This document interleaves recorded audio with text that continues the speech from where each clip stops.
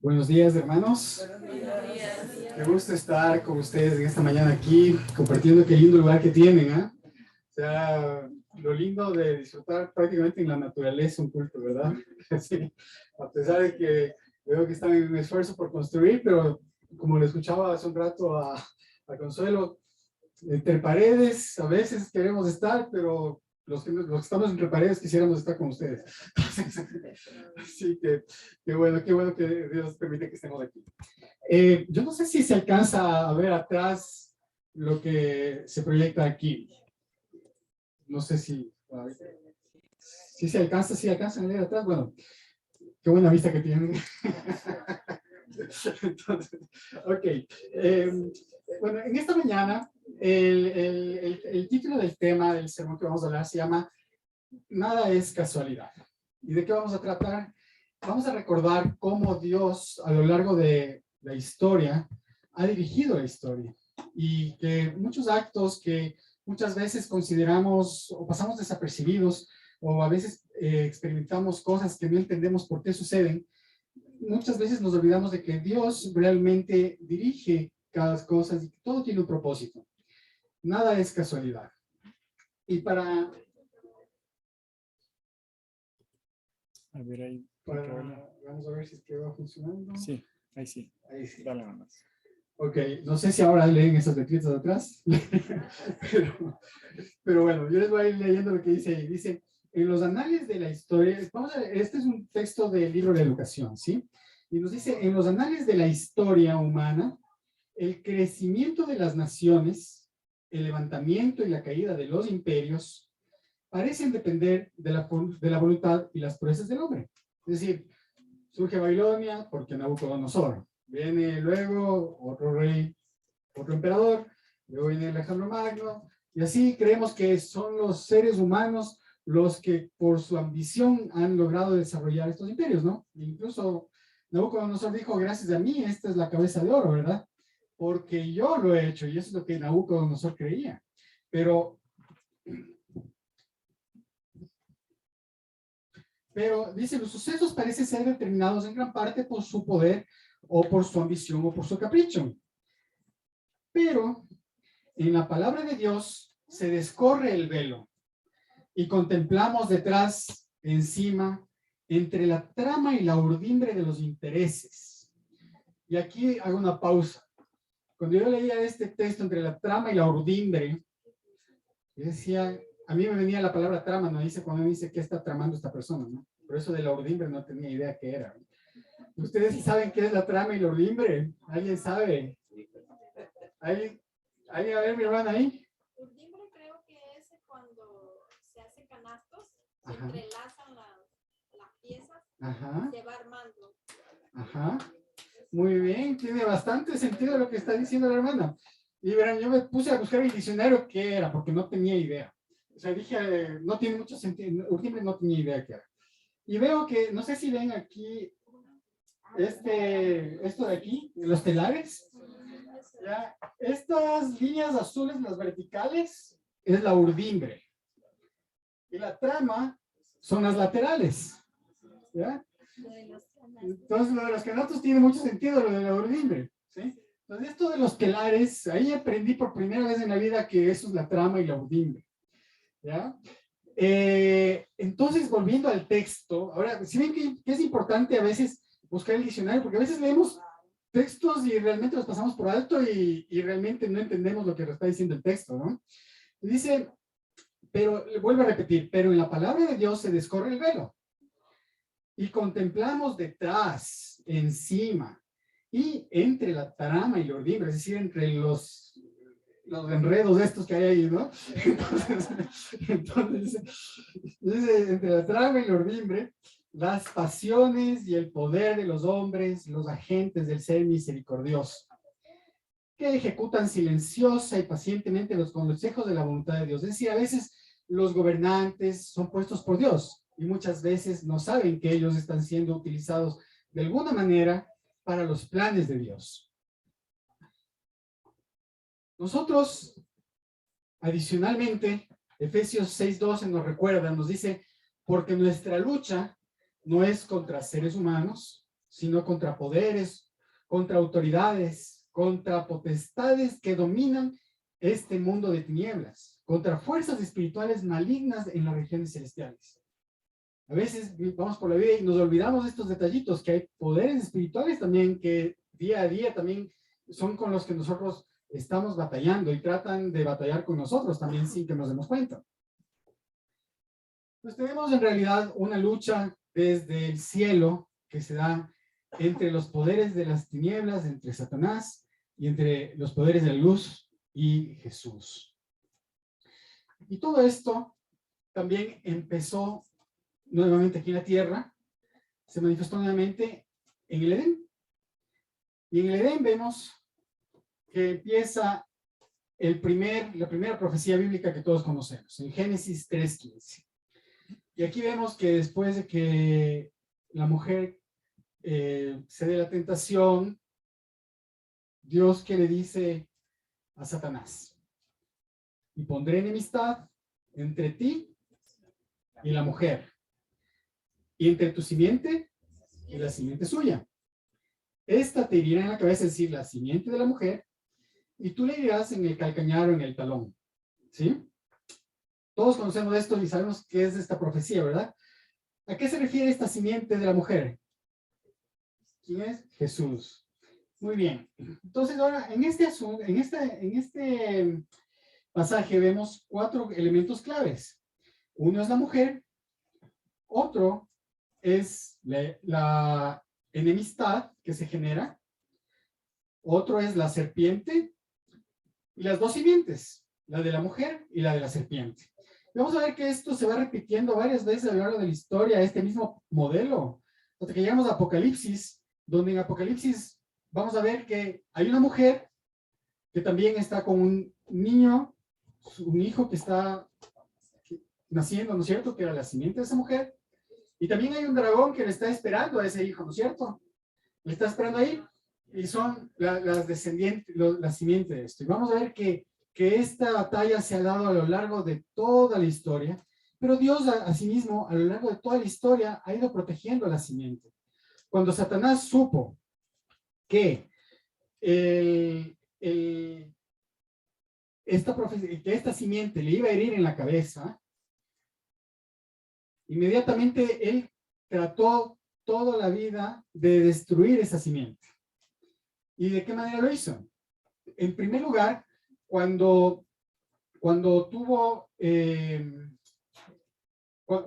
Adán tuvo sus hijos, tuvo Caín y Abel, ¿no es cierto?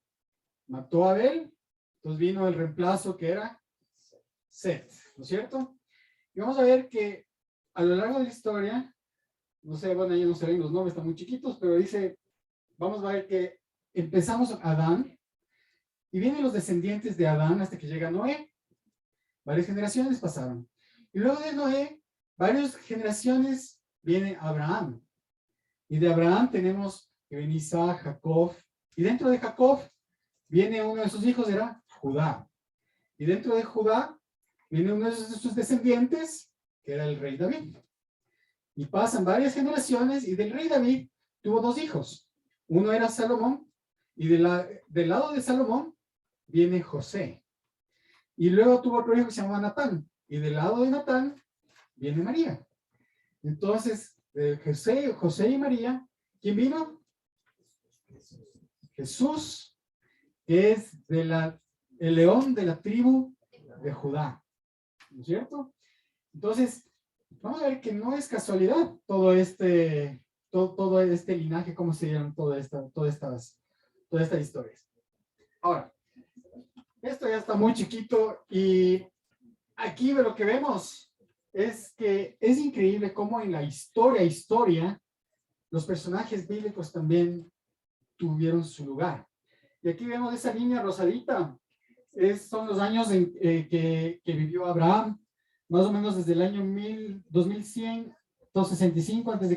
hasta el 1990 a.C. Entonces estamos hablando casi de 2200 años antes de que Jesús venga, que estuvo Abraham.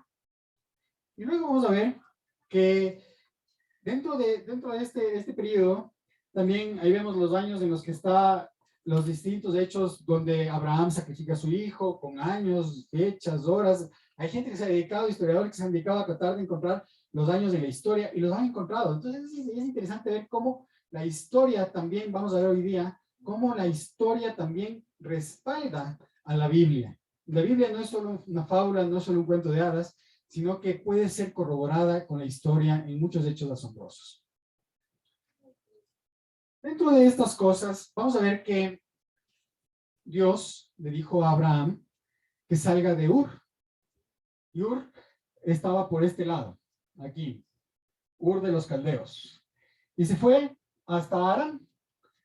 Y en Harán estuvo un tiempo donde su padre falleció. Pero Dios le había dicho que vaya a Harán. ¿O a dónde le dijo que vaya? A Canaán. Entonces Harán no era su destino final. Entonces de Harán, que queda por acá arriba, entonces empieza a bajar. Y acá era Canaán, toda esta provincia por aquí era Canaán.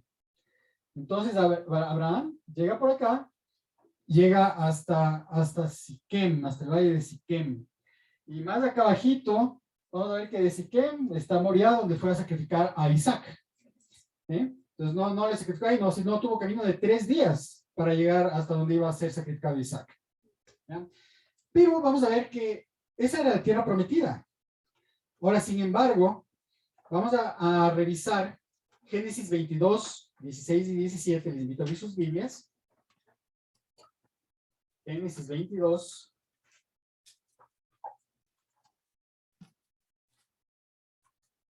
16 y 17. Y dice, y le dijo, por mí mismo he jurado, dice Jehová, que por cuanto has hecho esto y no me has rehusado tu hijo y tu único hijo, de cierto te bendeciré y multiplicaré tu descendencia como las estrellas del cielo y como la arena que está en la orilla del mar. Tu descendencia se adueñará de las puertas de tus enemigos. En tu simiente serán benditas todas las naciones de la tierra, por cuanto obedeciste mi voz. Entonces aquí vemos un hecho, ¿no es cierto? Vemos que Isaac se le había pedido que sacrifique a su hijo, él obedeció, y en ese momento, como consecuencia de ello, le da una promesa. Y le dice, en tus simientes, ¿verdad? Serán benditas todas las naciones. En tu simiente de manera singular, ¿no es cierto? Ok. Y en el versículo 18 dice, ok, en tu simiente serán benditas todas las naciones de las tierras. Ahora, vamos a Gálatas 3:16. Gálatas 3:16.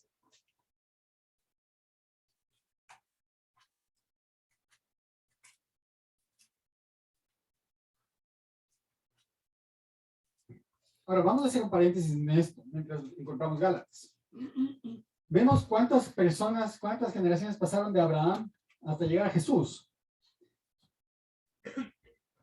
Abraham estaba como 2200 años, dijimos, ¿no? Antes de Cristo. Entonces pasaron como 2000 años hasta que llegó la simiente. Y muchas veces nosotros nos falta paciencia, porque queremos la respuesta inmediata. Y ellos tuvieron que esperar 2000 años a que venga la simiente. Y ellos decían, muchas veces ya estaban empezando a sentir impaciencia, estaban empezando a decir, no llega, no llega. Pero nosotros también, para nosotros puede ser largo, pero los tiempos de Dios son diferentes, ¿no? Esta semana vino una hermana que vive en Estados Unidos a darle la sorpresa a mi mamá por el cumpleaños. Entonces de pronto, mientras estábamos filmándole ahí, yo filmándole a mi mamá, conversando con mi hermana por Zoom, de pronto le veo a mi hermana que aparece. Entonces fue un momento bien emocionante. Y mi hermana es fanática de los perros. Ella tenía, cuando vivía acá, tenía perros que vivía en la calle, lo adoptaba y tenía una casa con 7, 8 perros.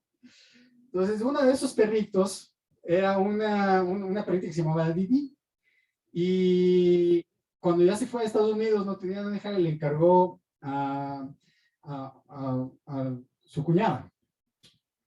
Y ahora que vino, la fue a ver. Ahora que vino Didi, de pronto yo llego a la casa, mi mamá estaba vendiendo la casa de paso y yo soy corredor de mis raíces. llevé un cliente y mi hermana no había estado, y me dice, ¿por qué no está la niña? Porque salió con la perrita. Y yo, ¿qué perrita? Y no sabía de qué perro hablaban, si ella no tiene un perro acá. Resulta que le había ido a ver a la cuñada, a ver a la perra, traerle a la casa, para estar con la perrita un rato. Pero resulta que la perrita ya tiene 14 años. Entonces yo nunca había visto un perrito encanecido, y esta perrita ya está blanca de canas. También les dan canas a los perritos.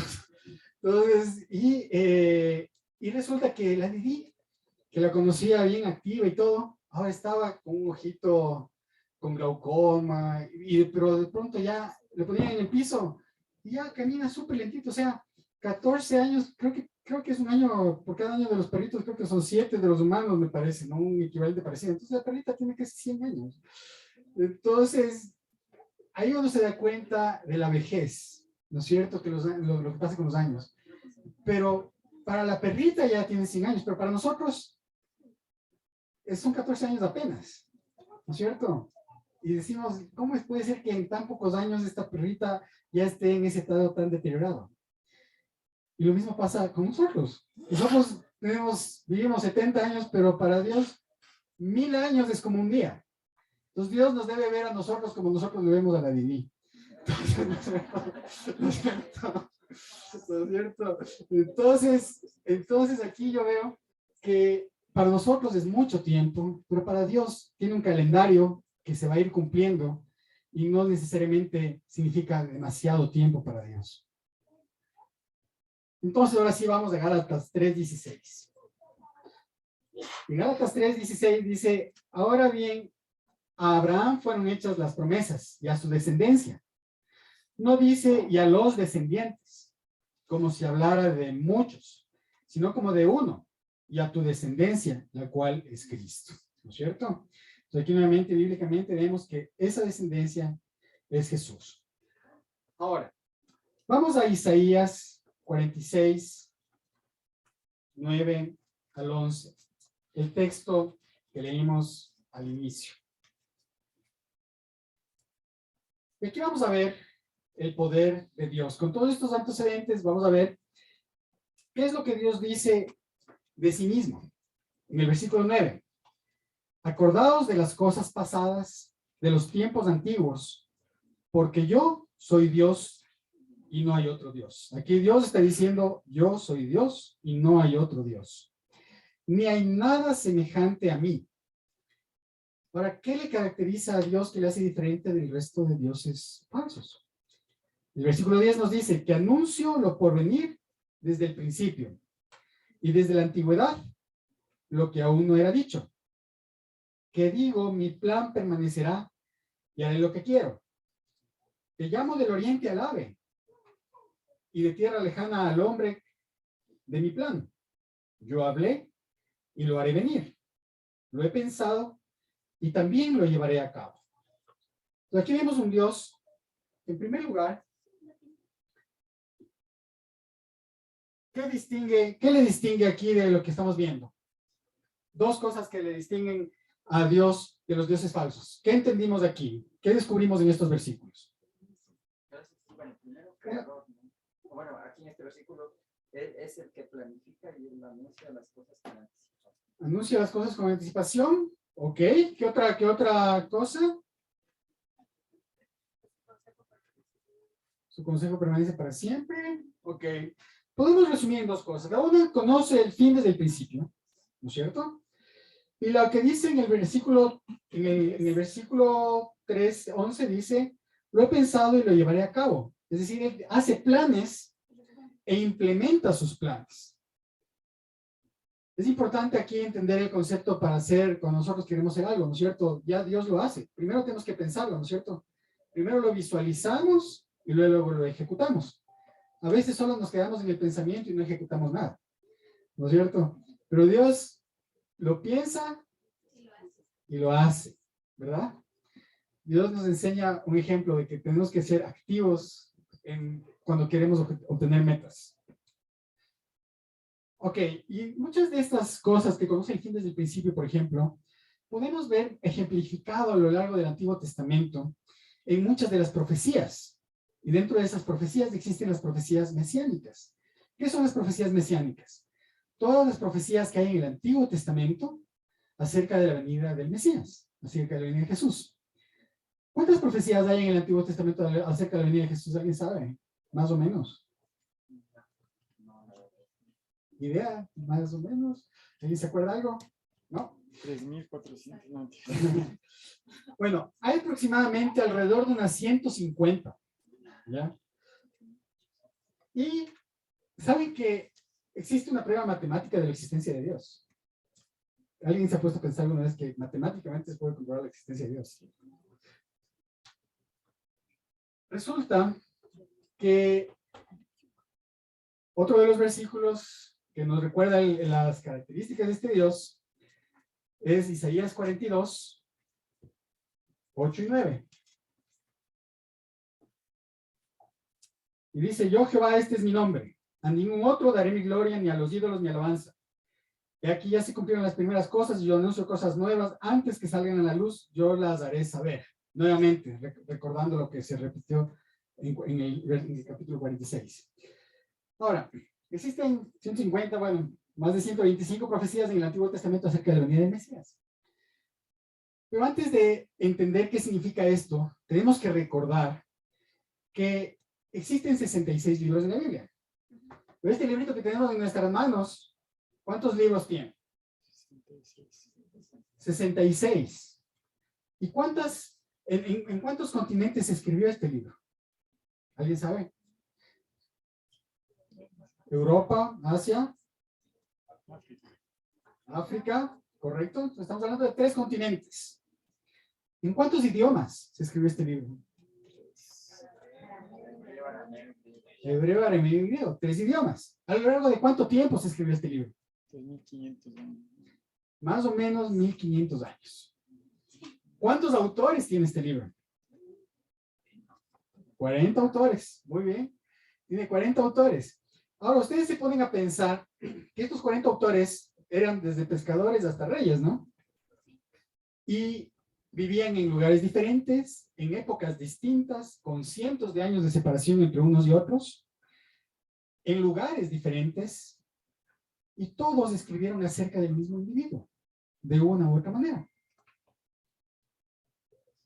¿Cómo pudo suceder eso? Que uno diga acerca de Jesús, profetice, este señor va a nacer en Belén. En otro lugar, otro señor diga, 100 años después, pero le van a vender por 30 monedas. Y en otro lugar diga, y le van a crucificar, y se van a sortear sus ropas, y etcétera, etcétera. Es como que hoy en día alguien diga acerca de ustedes, de cada uno de ustedes, hace 1000 años, una persona escribió, usted va a nacer en Quito. Otra persona dice, usted va a hablar español. Otro le dice, usted va a ser ingeniero. Otro le dice, usted va a ser casado con tal persona. Y otro le dice, usted se va a enfermar de tal cosa. Y otro dice, le van a matar. Se va a morir de esto. Y puede creer que entre todos, hablando ruso, chino, viviendo en épocas distintas, le atinen. Pues resulta que eso es exactamente lo que pasó con Jesús. Y vemos que hay varias profecías. Ahorita no vamos a leer todas, no vamos a buscarlas todas por cuestión de tiempo, pero por ejemplo, nació en Belén, lo dijo Miqueas. Nacido en una virgen, lo dijo Isaías. Del linaje de David, lo dijo Jeremías. Que Herodes trataría de matarlo, lo dijo Jeremías. Traicionado por un amigo, lo mencionó David en Salmos. Que echarían suertes de sus ropas, también lo dijo en Salmos. Que sería vendido por 30 monedas, lo dijo Zacarías. Que no quebrantarían sus huesos, lo dijo en Salmos y también en Éxodo. En Éxodo, recuerden que en el santuario el cordero no podía ser quebrado sus huesos. ¿Sí? Enterrado en una tumba de un rico, lo dijo Isaías. Que este Mesías también nos dice el año, el día y la hora de su muerte. ¿En dónde dice eso? En el libro de Daniel. ¿En qué profecía? 70 semanas. Las 70 semanas. Muy bien, nos dice ahí, y a la mitad de la semana será cesado el sacrificio, ¿no es cierto? Entonces Daniel 9, 25, 26, 27. Y se resucitaría el tercer día, lo dijo Oseas. ¿Ya? Ahora, ustedes pueden entender que esto era algo muy difícil de que ocurra en la realidad. Ahora, Hay un profesor de estadística, había un profesor de estadística en California, en el College de Pasadena, que en el año 1952 escribió un libro que se llama Science Speaks, la ciencia habla. Este profesor de estadística, que era Peter Stoner, él reunió a 600 estudiantes durante varios meses para analizar las probabilidades estadísticas de cuál sería la probabilidad de que 8 profecías, hablemos de solo 8 profecías, no hablemos de 125, hablemos solo 8 profecías, dadas por una persona diferente, en un lugar diferente, en una época diferente, acerca de un mismo individuo, se cumplen en la vida de ese individuo. ¿Y saben cuál fue el resultado después de varios meses de estudio? ¿Cuál era la probabilidad? ¿Cuánto calculan ustedes que es la probabilidad de que se cumpla con certeza que ese individuo exista? Porque encima ustedes pudieron haber estado escribiendo y pudo haber sido o inspirado por Dios o pudo haber sido que se le ocurrió ese rato escribir. Este señor va a nacer así, como Nostradamus. Entonces ¿cuál creen ustedes que es la probabilidad? 0.001, dice aquí Tracy. ¿Alguien más? Miren, después de analizar todo esto, 1 en 10 a la 17 ceros. Esa es la probabilidad de que se cumpla eso. ¿Ya? Ahora, es más fácil ganarse la lotería realmente, ¿no? Entonces aquí vemos que Dios es un Dios de imposibles. Imagínense que se cumplen no solo 8, sino más de 125 profecías. Entonces tenemos un Dios de imposibles realmente. Amén. Ahora, ¿ustedes quieren ganarse $1000? ¿Quién de aquí quiere ganarse $1000? Muy bien. Pues hay una oferta de una casa publicadora. Si usted puede encontrar a alguien que no sea Jesús, ya sea que esté vivo o que esté muerto, que pueda cumplir con solo la mitad de las predicciones sobre él. La empresa se llama la Christian Victory Publishing Company de Denver, Colorado. Está lista para darle una recompensa de $1000. Así que si usted encuentra a esa persona que ganase $1000, váyase a Denver y le pagan los $1000 y encuentra a esa persona. ¿Ya? Hasta ahora nadie ha reclamado el premio. Muy bien. Ahora, vamos a Gálatas 4:4.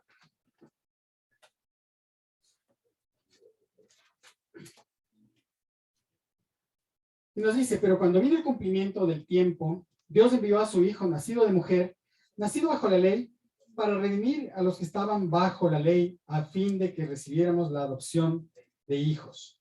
Entonces aquí vemos que Jesús, de acuerdo al plan de Dios, tenía un tiempo para nacer. Porque dice, pero cuando vino el cumplimiento del tiempo, Dios envió a su Hijo, nacido de mujer, nacido bajo la ley. Entonces había un tiempo que tenía que cumplirse. Ahora, esta expresión aquí, cumplimiento del tiempo, ¿se refiere realmente a un momento cronológico? Vamos ahora a revisar varios textos para analizar si este es solo una casualidad, ya llegó la hora de que tenga que nacer, o si realmente era algo planificado por Dios al milímetro. Por eso vamos a empezar leyendo Marcos 1, del 1, Marcos 1.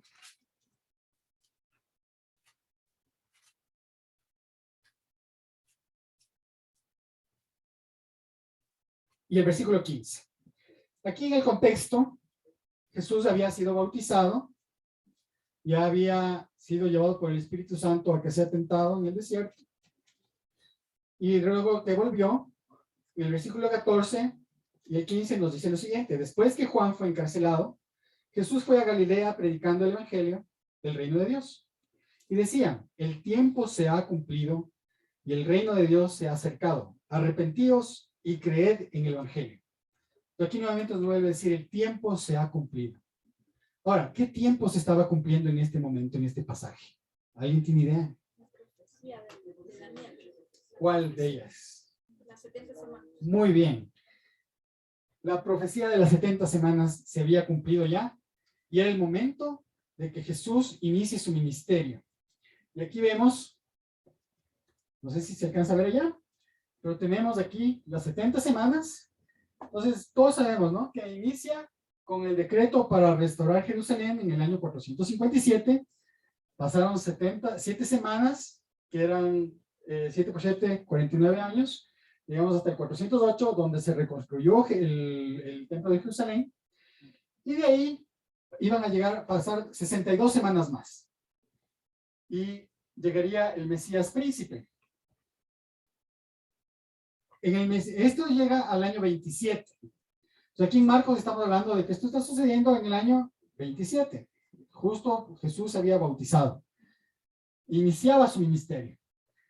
Y luego de esto, vamos a ver que viene una semana más. Y a la mitad de esa semana, se suspende el sacrificio, ¿no es cierto? Y es crucificado Jesús. Ahora, estas 69 semanas previas son las que se han cumplido. Y empieza el ministerio de Jesús.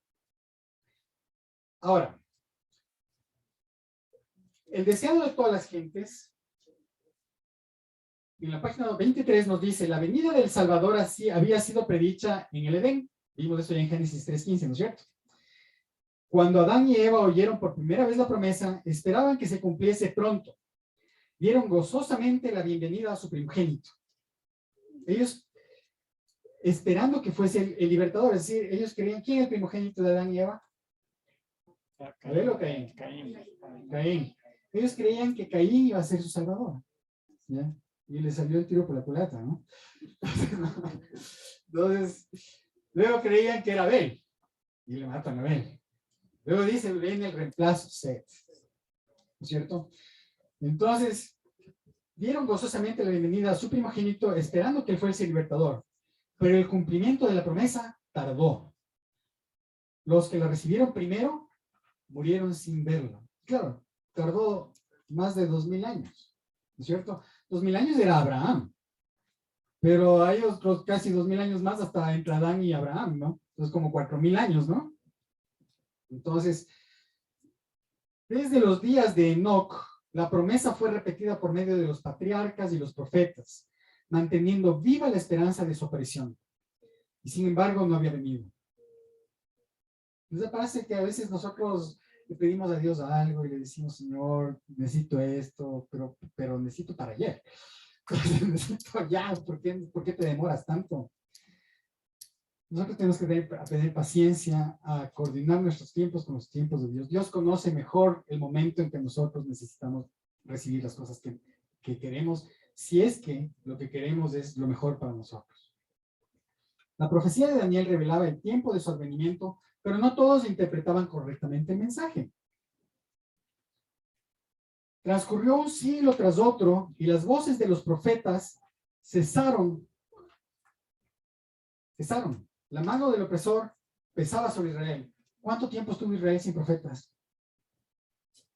400 años. Como 400 años estuvo sin profetas.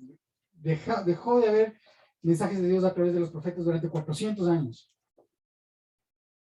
La mano del opresor pesaba sobre Israel. En este momento estamos en una época donde el pueblo de Israel estaba siendo oprimido en la época de Jesús. ¿Por quién? Roma. Por Roma. Muy bien. Y muchos estaban listos para exclamar, se han prolongado los días y fracasa toda visión. Ya estaban desilusionados. Pero como las estrellas en la vasta órbita de su derrotero señalado, los propósitos de Dios no conocen premura ni demora. Los propósitos de Dios no se demoran ni se adelantan.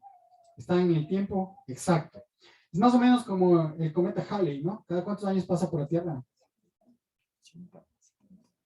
76 años, casi, muy bien.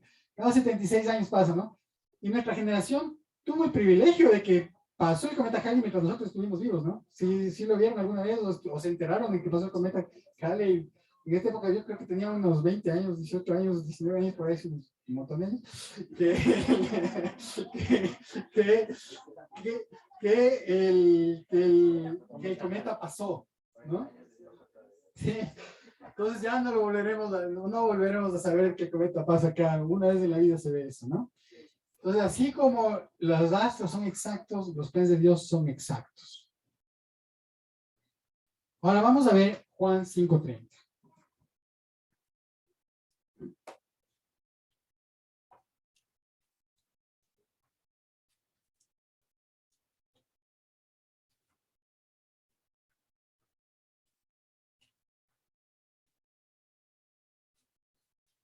Aquí Jesús nos dice, no puedo yo hacer nada por mí mismo. Según oigo, así juzgo, y mi juicio es justo, porque no busco hacer mi voluntad, sino la voluntad del Padre que me envió. Entonces aquí vemos que Dios tiene un plan, Dios tiene planes exactos, y Dios le va revelando esa voluntad a Cristo, y Cristo quiere ejecutar los planes del Padre. ¿De qué manera descubriría Jesús su voluntad? Aquí hay algo interesante. Jesús vino como ser humano, era Dios, pero cuando vino Jesús, él sabía al pie de la letra toda la voluntad del Padre desde niño, o él tuvo que ir descubriendo la voluntad de Dios a lo largo de los años. Descubriendo la voluntad de Dios. Fue descubriendo la voluntad de Dios, ¿no? Como ser humano fue descubriendo la voluntad de Dios. ¿Y de qué manera lo descubrió? 5 pasos principales. El número 1, la oración. Mucho tiempo dedicado a la oración. Jesús madrugaba para orar, ¿no es cierto? La pregunta es, nosotros, ¿cuánto tiempo estamos dedicando a la oración? ¿Queremos conocer la voluntad de Dios para nuestras vidas? ¿Cuánto tiempo oramos? Segundo lugar, Jesús se informaba de las escrituras, estudiaba las profecías. Nosotros, ¿cuánto tiempo dedicamos a estudiar la Biblia? ¿Cuánto tiempo dedicamos a revisar qué es lo que Dios puede querer para nosotros, para nuestra vida? Tercer paso, Jesús estaba interesado en entender los ritos que había en el templo, que eran los del santuario, habían sacrificios, iba y veía cómo mataba a un corderito, y él poco a poco iba diciendo, creo que estoy entendiendo mi misión. Vamos a ver más adelante un texto que nos ratifica eso. En cuarto lugar, Jesús también veía las obras de la providencia en su vida. Por ejemplo, él se bautizó y vieron que le cae una paloma encima, ¿no? Dice, aquí viene el Espíritu Santo. Es un hecho extraordinario que sucedió, ¿no es cierto? Ustedes se han puesto a pensar en los hechos extraordinarios que les pasan en sus vidas. ¿Les ha pasado hechos extraordinarios? ¿Alguien puede levantar mano de alguien que le haya pasado hechos extraordinarios en sus vidas? ¿Quién no le ha pasado un hecho extraordinario en su vida? Todos tenemos hechos extraordinarios y a veces en cosas pequeñas. Yo les quiero comentar esta semana una cosa pequeña que me pasó esta semana y a veces uno no entiende por qué pasa, pero ya entiendo para qué pasa, para que uno lo cuente. Entonces yo en mi auto lo llevé a la mecánica hace un tiempo y de pronto tengo un sensor que se empieza a prender, mi auto es automático, y un sensor que se llama Holtz. Entonces cuando se prende ese Holtz, el auto pierde potencia, se pone como en tercera y en una subida, así está en primera máxima potencia, no sube.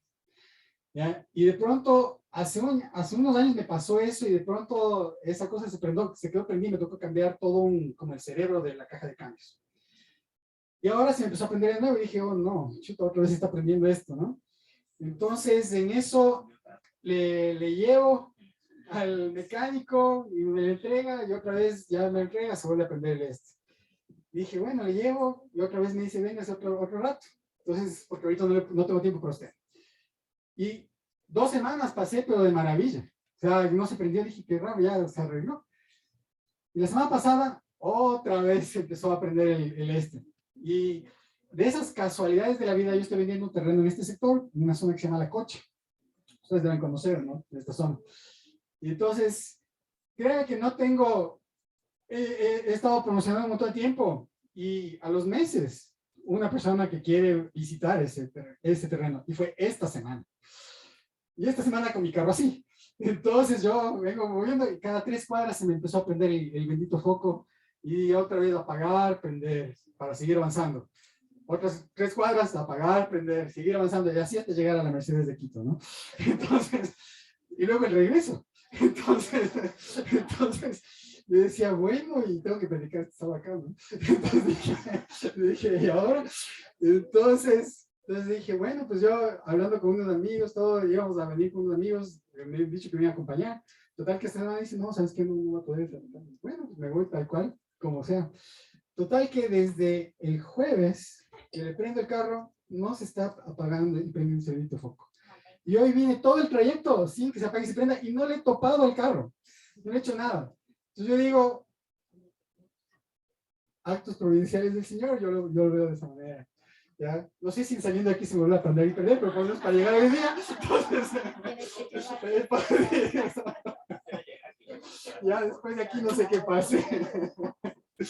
Pero bueno, entonces, todos tenemos actos providenciales en nuestra vida y Dios quiere que los observemos y que reconozcamos que Dios quiere darnos mensajes a través de incluso las dificultades. El quinto paso que Dios hacía era observar la naturaleza. ¿Y qué mejor lugar en el que estamos nosotros para observar la naturaleza? ¿No es cierto? Lo que hablábamos al principio, muchas veces queremos estar entre paredes y cuando estamos entre paredes queremos estar en la naturaleza. ¿Sí? Y aquí vemos que Jesús utilizaba muchos elementos de la naturaleza para sus parábolas, los corderitos, etcétera, etcétera. ¿Sí? Nosotros observamos la naturaleza, observamos las montañas. Realmente vemos el amor de Dios, nos podemos meditar en que cada flor, cada cosa es fruto del amor de Dios y tenemos un Dios creador. O a veces lo damos tan dado por hecho las cosas que no nos damos cuenta de esas cosas. Pero Dios nos invita a que miremos la hierba, que miremos donde estamos todo y que Dios es amor a través de cada elemento de la naturaleza. Ahora, Jesús también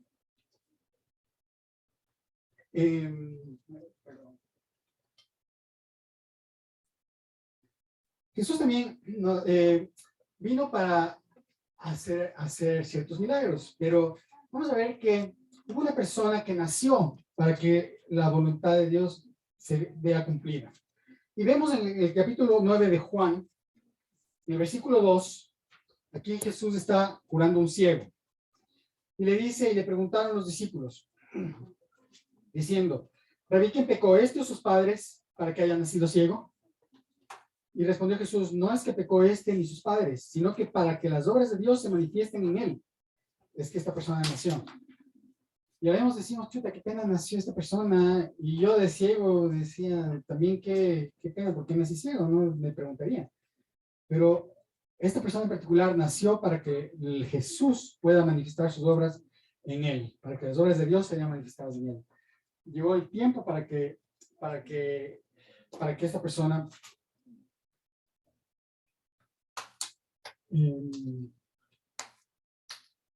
haya nacido en un momento específico, ¿no? Entonces, ahora, esta expresión no ha venido mi tiempo y no ha llegado la hora, mi hora, se repite varias veces en algunos textos de la Biblia. ¿Y qué quiere decir esto que no ha venido mi tiempo, no ha llegado mi hora? Vamos a ver algunos ejemplos. Juan capítulo 2, versículo 4. Juan 2, versículo 4. Nos dice, Jesús le dijo, ¿qué tiene que ver con nosotros, mujer? Aún no ha llegado mi hora. Y aquí vemos a la mamá de Jesús en las bodas de Caná, le está diciendo que haga un milagro, ¿no? Y Jesús le dice, pero todavía no ha llegado mi hora. ¿Mi hora de qué? Vamos a ver más adelante de qué se está hablando. Vamos a Juan 7:8. Juan 7:8.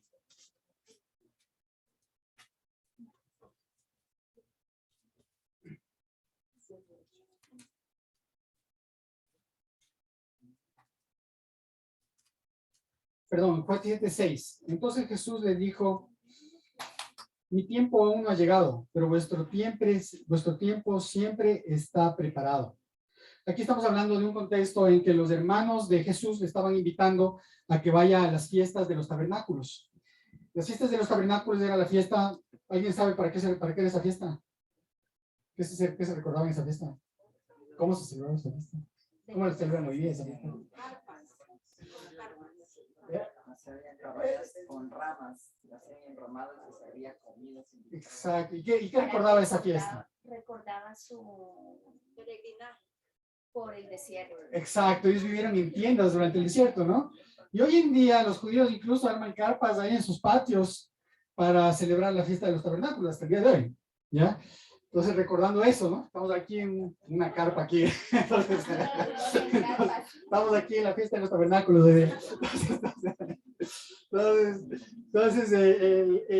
Pero Jesús le dijo a los hermanos, ¿saben qué? Yo no les voy a acompañar hoy día. Y les dice, ¿por qué? Porque mi tiempo aún no ha llegado. ¿Mi tiempo de qué? No ha llegado todavía. Vamos a Juan 7:30.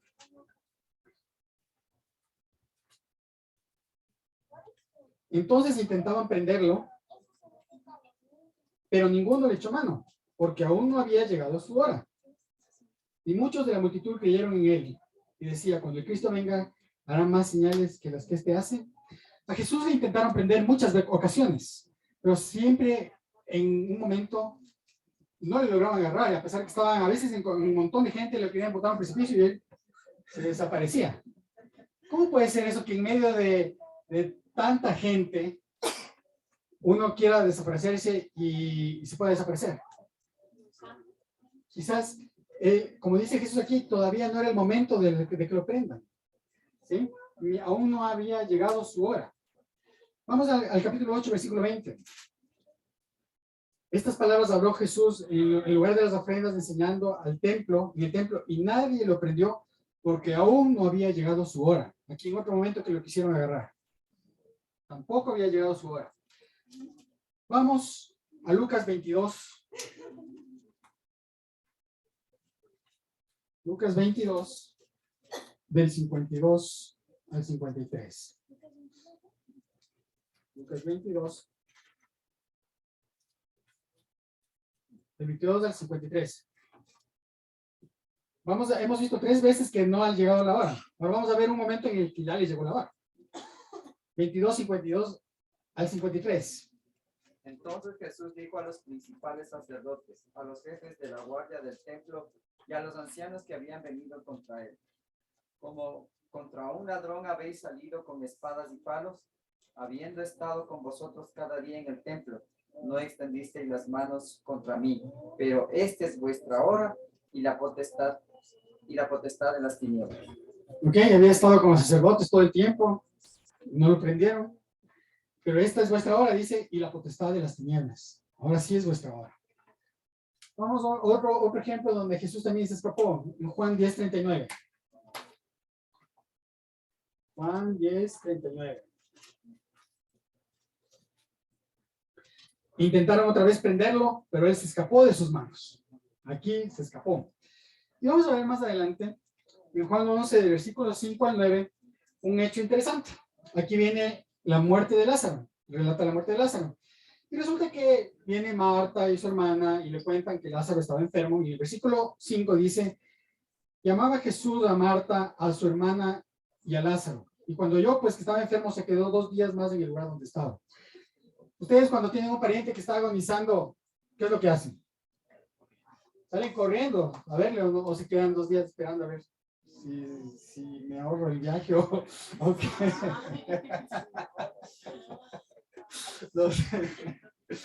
¿No es cierto? Entonces aquí, ¿por qué Jesús se quedó 2 días? Más esperando, viendo la desesperación de las hermanas. ¿Alguien tiene idea de por qué Jesús se quedó 2 días?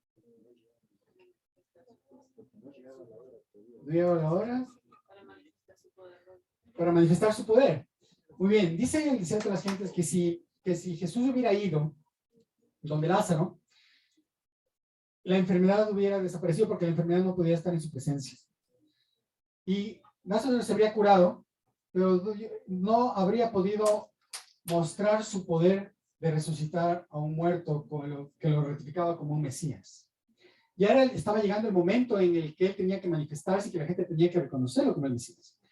Y por ese motivo les dijo, no se preocupen, esperemos 2 días, no pasa nada. Y entonces, pero vemos qué es lo que pasa luego. Luego después de esto, dijo a los discípulos, vamos de nuevo a Judea. Y saben que donde le estaban queriendo matar y aprender y todo era en Judea. Y justo en el versículo anterior que leímos, el del 10:39. Y los discípulos, los que le dicen, Rabí, hace poco los judíos intentaban apedrearte. ¿Y otra vez vas allá? Como estás loco, ¿no? Estás queriendo ir a la boca del lobo. Respondió Jesús y dijo, ¿no tiene el día 12 horas? El que anda de día no tropieza porque ve la luz de este mundo, pero el que anda de noche tropieza porque no hay luz en él. Y más adelante, en el versículo 16, dijo entonces Tomás diciendo a los discípulos y a sus condiscípulos, vamos también nosotros para que muramos con él. Entonces aquí le dicen, ya que quiere irse, acompañémosle, ya los van a matar. Vamos, para que no muera solo. Entonces ahora resulta que van de regreso. Pero la pregunta aquí es ¿por qué? ¿Qué tiene que ver la respuesta de Jesús? ¿No tiene el día 12 horas cuando le están diciendo vamos allá? ¿Les parece que tiene alguna conexión? ¿O les parece que no tiene conexión alguna? Que no tiene mucha relación aparentemente, ¿no? Porque estoy preguntando una cosa y me respondes otra. O sea, yo digo, aquí parece, a veces digo abogado, ¿no? Dice, uno le pregunta, uno le responde otra a veces, ¿no? Pero bueno, entonces, cuando no le quieren dar la respuesta a uno, le cambian el tema a veces, ¿no? Entonces, bueno, no tiene el día 12 horas. El que anda de día no tropieza. Ahora, ¿qué estaba queriendo decir Jesús aquí? Resulta que el día tiene 12 horas, ¿verdad? La parte del sol del día, nosotros dividimos, la parte de arriba le dividimos 24 horas, ¿no? Nosotros calculamos de 12 de la noche a 12 del día, la parte AM. Y de 12 del día a 12 de la noche, la parte PM. ¿Alguien sabe lo que significa AM y PM? Antes de meridiano y luego pasado meridiano. Exacto. Ante meridiano y meridiano en latín es eso. ¿Ya? Entonces, ahora, pero los judíos calculaban de otra manera. Más o menos como de las horas de luz es desde las 6 de la mañana hasta las 6 de la tarde, cuando salía el sol, cuando se ocultaba, y de las horas de la tarde, desde las 6 de la tarde hasta las 6 de la mañana, toda la parte de oscuridad. Entonces Jesús estaba aquí tratando de representar la parte de la vida de él, de las 12 de horas de luz. Dice, el que anda en día no tropieza porque ve la luz del mundo. ¿Quién era la luz del mundo? Yo soy la luz del mundo. Está tratando de representar que su ministerio representaba el periodo de luz de la humanidad. Su ministerio que empezaba el día que él se bautizó y que iba a terminar el día que él iba a ser crucificado. Es decir, esta media semana de acá del 27 al 31 vendría a ser como que metafóricamente representada en esas 12 horas de luz. Vamos a ver en Juan 4:24.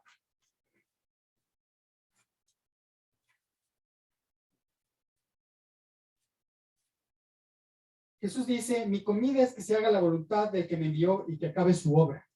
Es decir, había un plan que Dios tuvo y su comida, su objetivo de esta vida era que él cumpla con hacer la voluntad de Dios. Y luego vamos a Juan 12:23.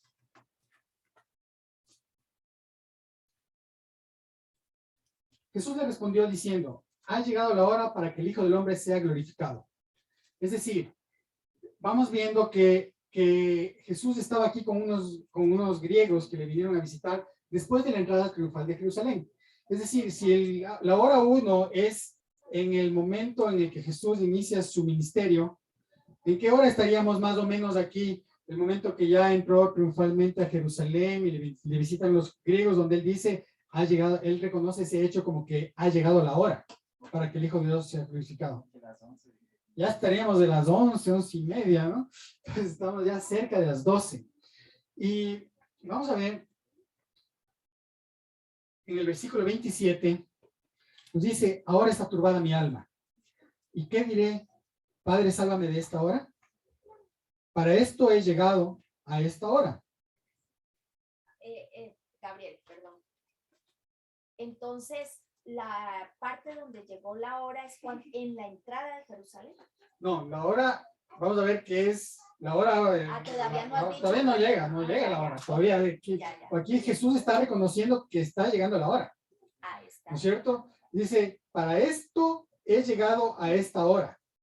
Pero aquí estaba Jesús anunciando su muerte. Dice, sálvame de esta hora, diré. Me quejaré de esto. Dice, no, pues para esto vine. ¿No es cierto? Dice, para esto he llegado a esta hora. Y en el capítulo 3, en el versículo 1, aquí vemos una escena en el lavamiento de los pies. Y hay en la víspera de la Pascua.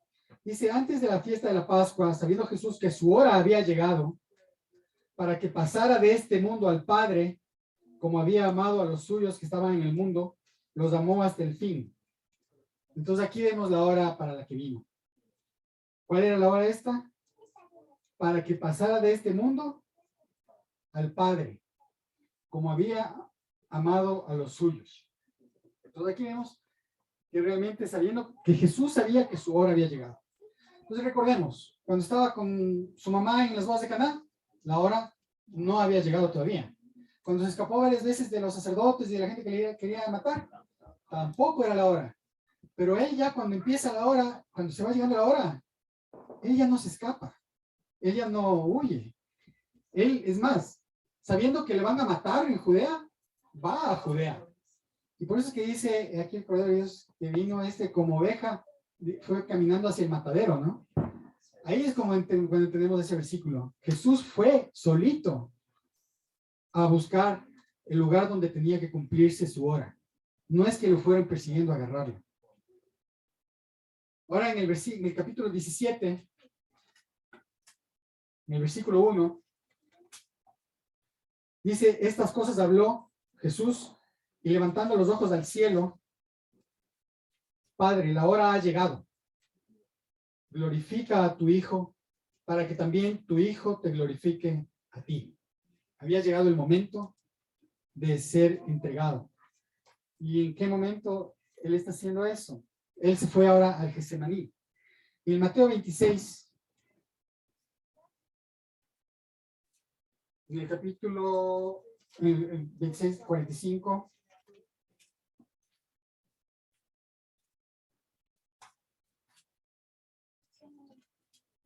nos dice, entonces se acercó a sus discípulos, ¿no? Y Jesús fue a orar en Getsemaní, ¿no? Y fue con algunos discípulos y se quedaron dormidos mientras él estaba orando, ¿no? Cuando regresa los encuentra dormidos y les dice, dormid y ya descansad, ha llegado la hora. Y el Hijo del Hombre es entregado en manos pecadoras. Levantaos, vamos, ved, se acerca el que me entrega. Y en ese momento va viendo cómo viene la turba, ¿no es cierto? Con los soldados a recogerle. Pedro se emociona, le vuela la oreja al ¿cómo se llama? Malco, no me acuerdo quién era. Malco. Y entonces Jesús le dice en ese momento, le dice en el versículo 53, ¿acaso piensas que no puedo ahora orar a mi Padre y que Él no me daría más de 12 legiones de ángeles? Pero ¿cómo entonces se cumplirían las escrituras de que es necesario que así se haga? Jesús podía huir, pero ya era la hora de que se cumple. En el deseo de todas las gentes, con respecto a este espacio, nos dice, las palabras aún no ha venido mi hora, indican que todo acto de la vida terrenal de Cristo se realizaba en cumplimiento del plazo trazado desde la eternidad. Antes de venir a la tierra, el plan estuvo delante de él, perfecto en todos sus detalles. En todos los detalles estaba el plan de Dios. Cristo en su vida terrenal no trazó planes personales. Aceptó los planes de Dios para él. Aceptó los planes de Dios para él. Ayer tu mamá que pasaba uno rarísima para que salgan porque era una invasión aquí.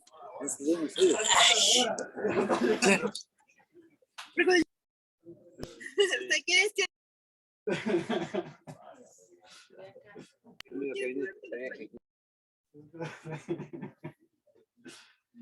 Cristo en su vida terrenal no trazó planes personales, aceptó los planes de Dios para él.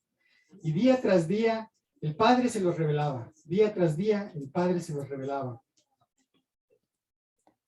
El ministerio de curación nos dice, así deberíamos nosotros también depender de Dios, para que nuestras vidas fueran sencillamente el desenvolvimiento de su voluntad. A medida que le encomendemos nuestras pero Él dirigirá nuestros pasos. sí.